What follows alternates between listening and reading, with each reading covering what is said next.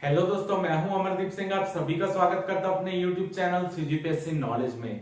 दोस्तों, जो हमारी आजीविका की वीडियो सीरीज चल रही थी उसमें हम कृषि से संबंधित योजनाओं को देख रहे थे। पिछली क्लास में हमने जो किसान मानधन योजना है, प्रधानमंत्री किसान मानधन योजना, वो वाला पार्ट को कवर किया था। आज की क्लास में हम दो और महत्वपूर्ण योजनाओं को कवर करने जा रहे हैं। पहली योजना है कृषि यांत्रिकीकरण से संबंधित, जो कृषि मशीनीकरण केंद्र की स्थापना होती है, और सेकंड हम पढ़ेंगे जैविक खेती मिशन। ये दोनों बहुत ज्यादा इंपॉर्टेंट योजना और इससे पेपर में क्वेश्चन आने की संभावना इस बार ज्यादा है, तो इसको अच्छे से नोट कीजिएगा। और अगर आपको ये क्लास पसंद आ रही हो तो वीडियो को जरूर लाइक कीजिएगा, चैनल को सब्सक्राइब कीजिएगा और ज्यादा से ज्यादा वीडियो को शेयर कीजिएगा। तो चलिए चालू करते हैं आज की क्लास। और सबसे पहले देखते हैं कृषि यांत्रिकीकरण। यांत्रिकी यानी यंत्र से संबंधित, यंत्र यानी मशीन।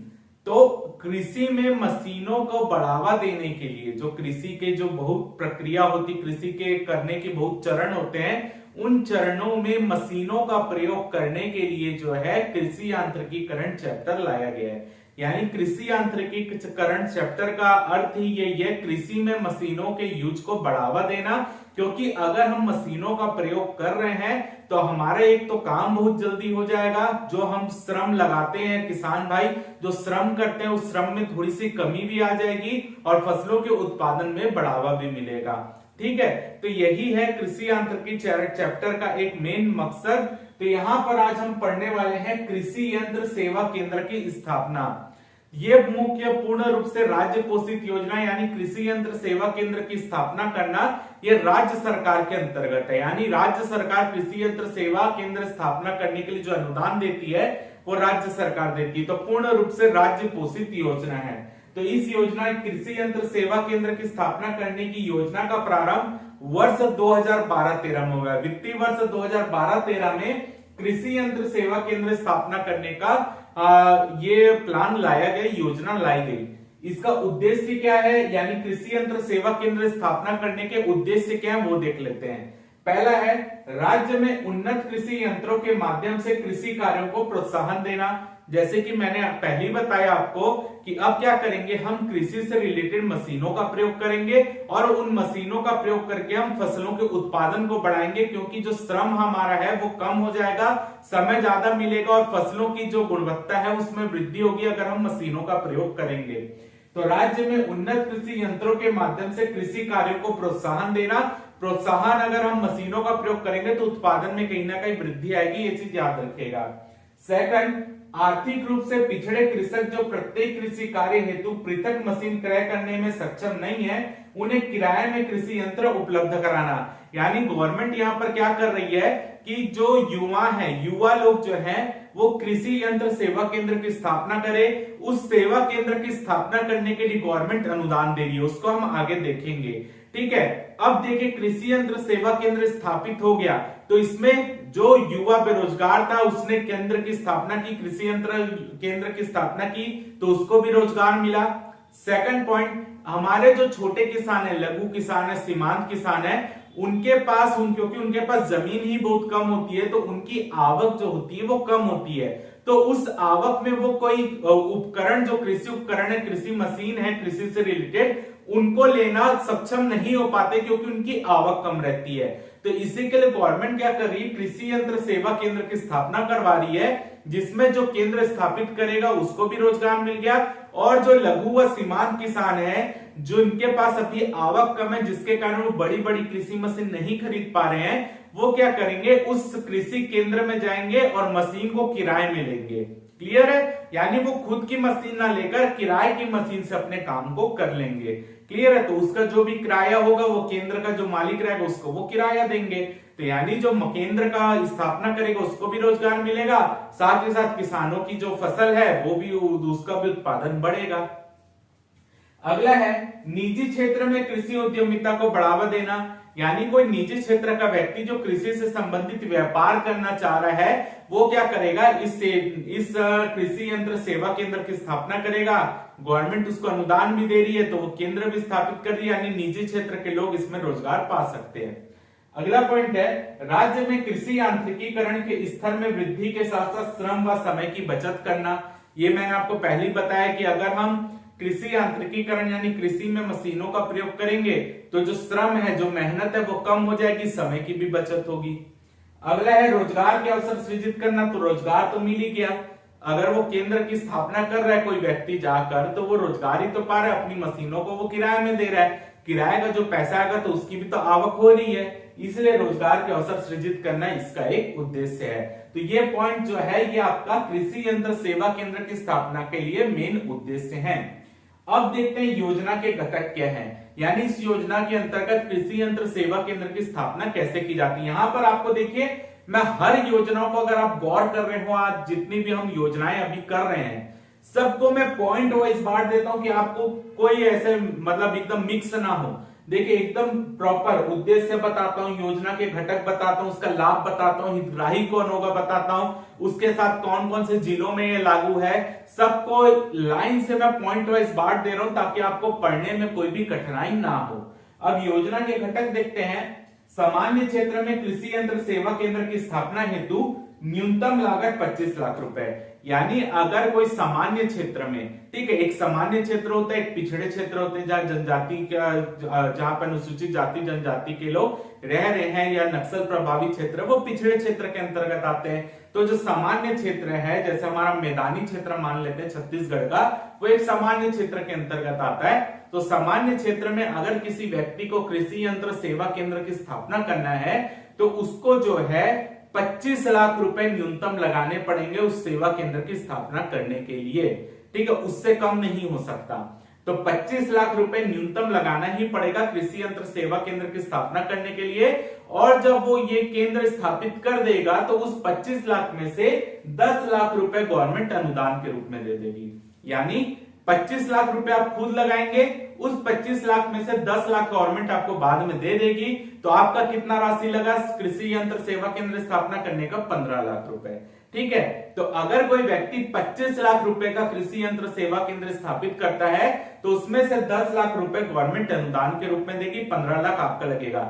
मान लीजिए कोई व्यक्ति 30 लाख का केंद्र स्थापित कर दे रहा है, ठीक है, क्योंकि न्यूनतम 25 लाख लिखा है, 30 लाख का कर दिया तब भी गवर्नमेंट आपको 10 लाख ही देगी, 20 लाख आपका लगेगा। अब 50 लाख का कर दो तब भी गवर्नमेंट 10 लाख देगी, 40 लाख आपका लगेगा। यानी न्यूनतम 25 लाख रुपए का केंद्र स्थापित करना ही है, जिसमें से 10 लाख रुपए आपको अनुदान मिलेगा। अगर आप इससे ऊपर जाते जा रहे हैं 35 लाख 45 लाख, गवर्नमेंट आपको 10 लाख ही देगी, बाकी आपको खुद लगाना है। क्लियर है?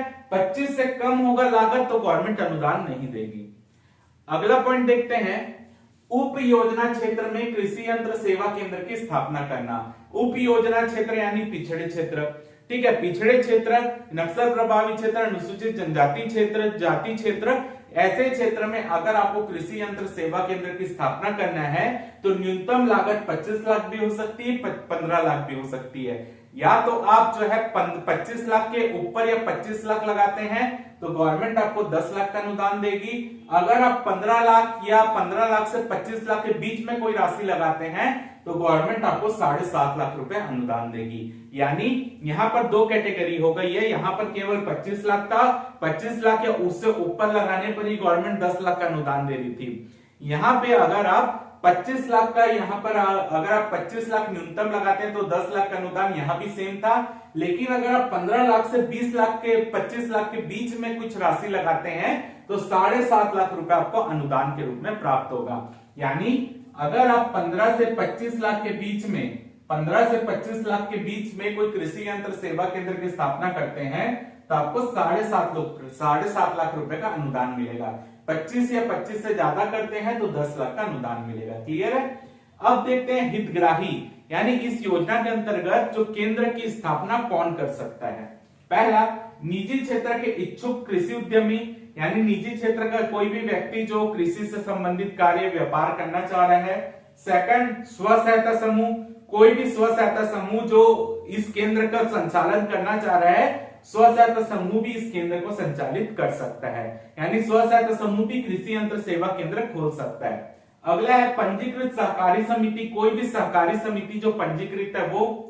अगला प्राथमिक कृषि साख समिति, हम सहकारी समितियों में पढ़ते हैं ना, प्राथमिक कृषि साख समिति जो होती है वो उर्वरक देती है, बीज उपलब्ध कराती किसानों को, तो इनको भी कृषि यंत्र सेवा केंद्र की स्थापना की जिम्मेदारी दी जा सकती है।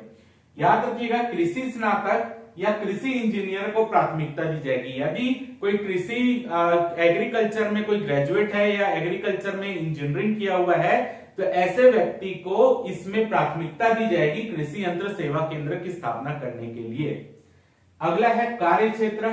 तो ये योजना राज्य के समस्त जिले में संचालित है, यानी हमारे छत्तीसगढ़ के सभी जिलों में ये योजना चल रही है। अब देखते हैं मशीनों का बीमा। अब जो कृषि यंत्र सेवा केंद्र के अंतर्गत स्थापना क्या कर रहे हैं, मशीनों को ही तो उस केंद्र में रखेंगे, वही मशीनों को किसान किराए में लेंगे।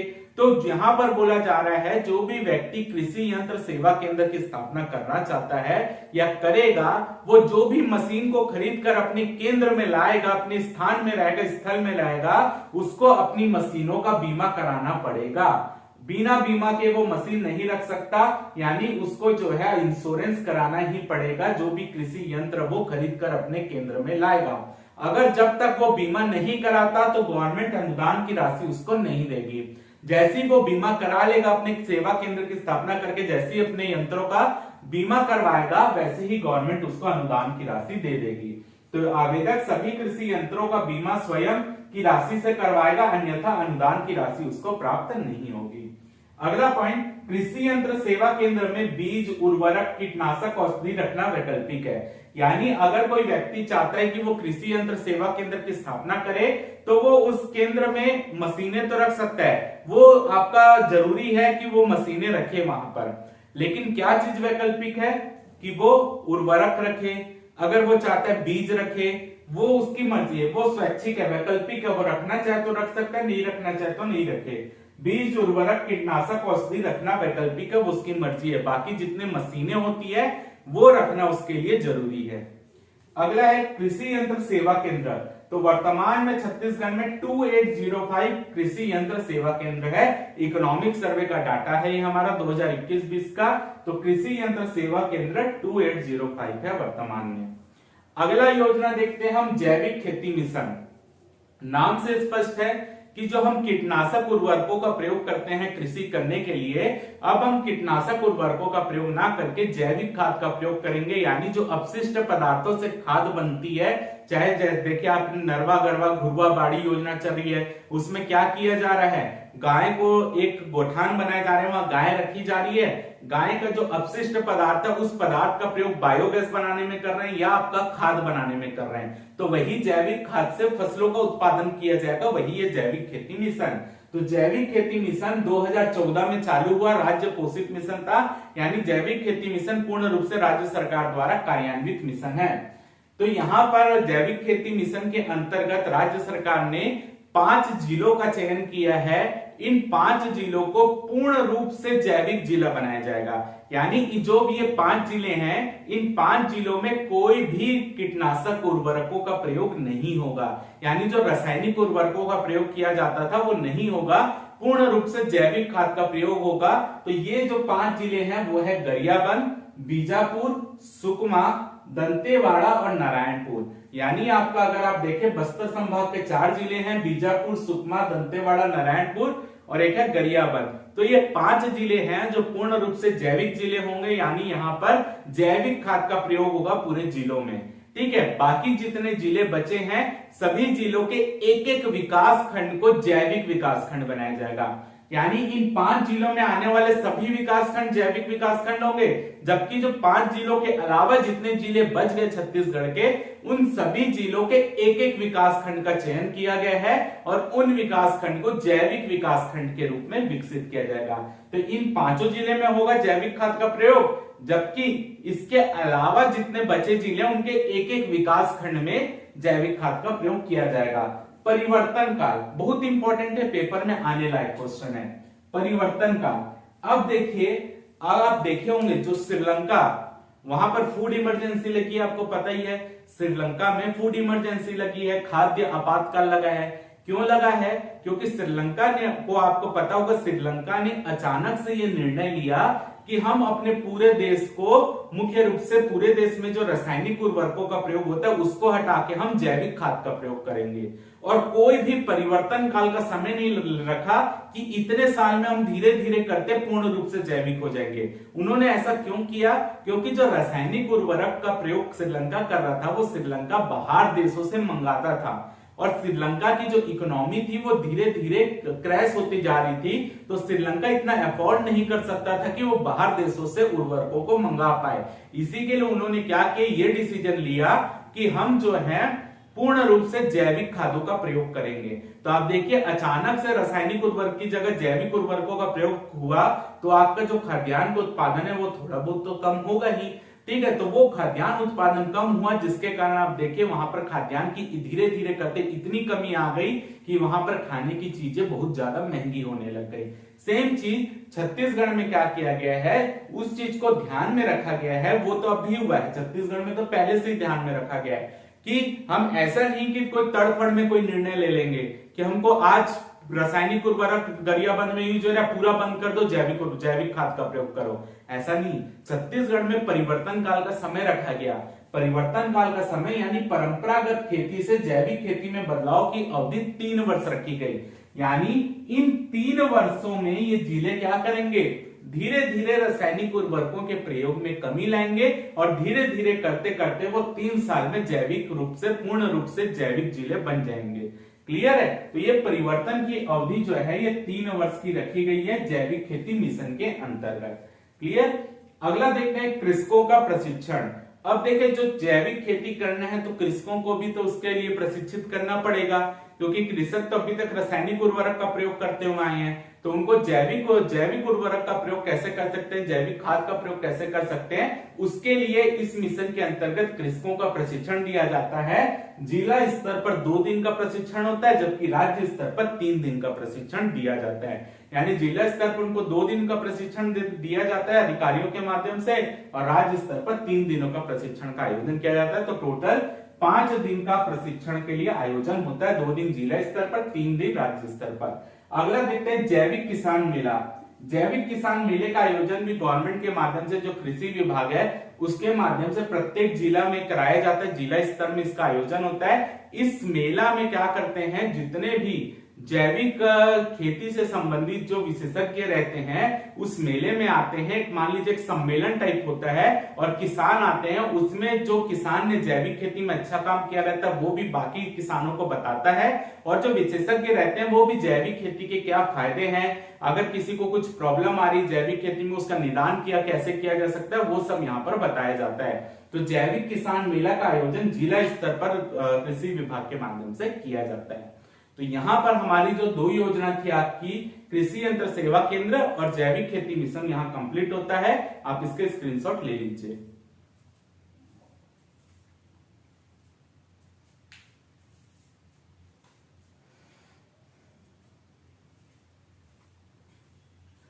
तो उम्मीद करता हूं कि आपको आज की क्लास अच्छी लगी होगी। अगर आपको वीडियो अच्छा लगा हो तो वीडियो को जरूर लाइक कीजिए, चैनल को सब्सक्राइब कीजिए, ज्यादा से ज्यादा वीडियो को शेयर कीजिए। फिलहाल के इस वीडियो में सिर्फ इतना ही।